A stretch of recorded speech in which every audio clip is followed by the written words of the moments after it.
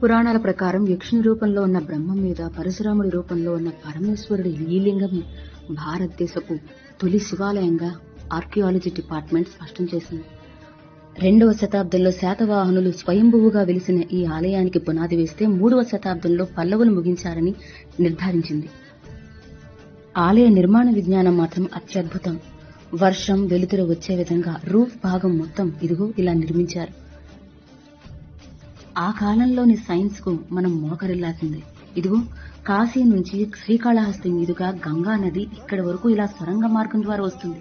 ప్రతి 60 సంవత్సరాలకోసారి ఈ లింగాన్ని టచ్ చేసి 4 గంటలు వరదలా ముంచి తిరిగి మాయమైపోతుందట. 1945, 2005లో జరిగిందని వృద్ధులు చెప్పారు. మళ్ళీ 2065లో జరుగుతుంది. ఇక ఇది పూజల అనంతరం అమ్మవారి నగల్ని ఇదిగో ఇలా గోడల్లో భద్రపరిచేవారట.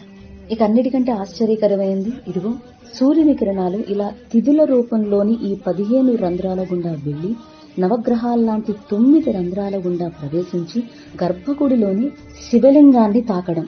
ఇది ఈ సంవత్సరం జూలై 16, 17, 18 తేదీల్లో జరుగుతుందట. అలా ప్రతి అణువు అత్యద్భుతమైన ఈ గుడిమల్లెం ఆలయం తిరుపతికి 30 కిలోమీటర్ల దూరంలో ఉంది. ఇంకొక ఆలయం ఉందో లేదో తెలియదు గాని యాజ్ పర్ రికార్డ్స్ ఇదే భారతదేశపు తొలి శివాలయం.